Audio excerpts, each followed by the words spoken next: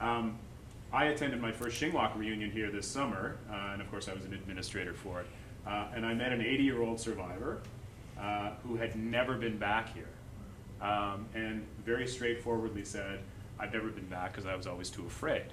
So we're really cognizant of what we do here could impact that person. And that's somebody's grandparent, great-grandparent, right? Not mine, but somebody's, or in the sort of larger sense, my grandparent as well, right?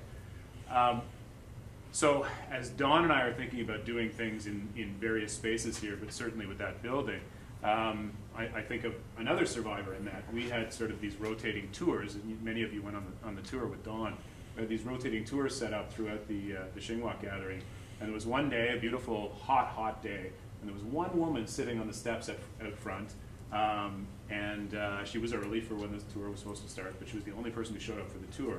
So I sat down and talked with her, and she said, can you show me the dorms? And she pointed up to the windows, just said, that's where we used to sleep.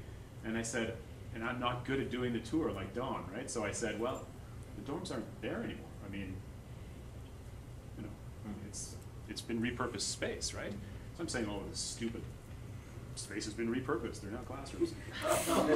But she still wanted to see it, right?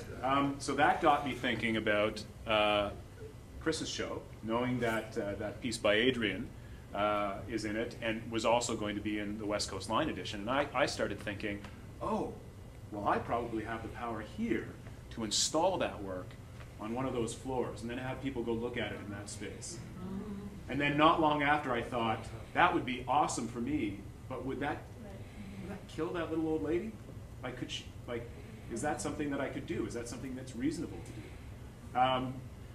And that's why I had lunch with David that day to say, I might have these spaces, and I don't know what to do with them. I'd love to get gallery space. I know Tom, you'd like to get gallery space. We have an ongoing invitation to Rebecca Belmont to come here and do a performance piece, and that's been shunted aside several times over because she's landed, major exhibitions abroad. But it's still an idea that we have in the air, and I'm very profoundly curious to see what would happen, given that she improvises her way through all of her pieces now.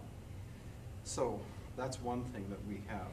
I mean, it's not about putting up stuff or interpretive material, but it's about an interaction with the space.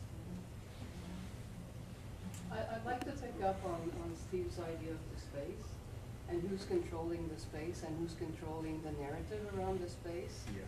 And I'd like to also, on top of that, have another layer, is like, who's funding this? Like, whose money are we using when we're working and when we're showing stuff? And I'm going to share with you something very difficult. So bear with me. I was asked a few months ago, to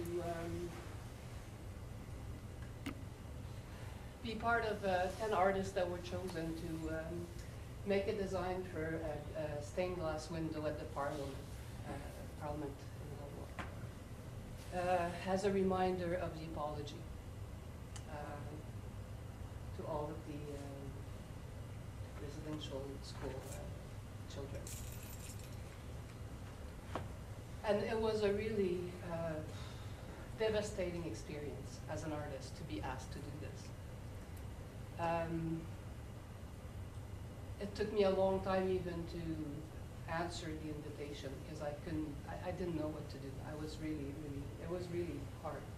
Because on the one hand, I think it is important that these stories be told. It is important that there is a reminder in that particular building of that history. Yet at the same time, I didn't want my images to be appropriated. And this is all part of this schema of the government appearing to do what they need to do, but I well know, as you all do, that this is still going on and this is part of a larger strategy. So as an artist, it was a really difficult place to be, and trying to know what was the right thing to do. So that was the first layer. The second layer was when I finally decided to do it, to submit the design. And then it was a much more personal debate about who am I to talk about the lives of all these children that lost their lives there, that got beaten, that lived through horror.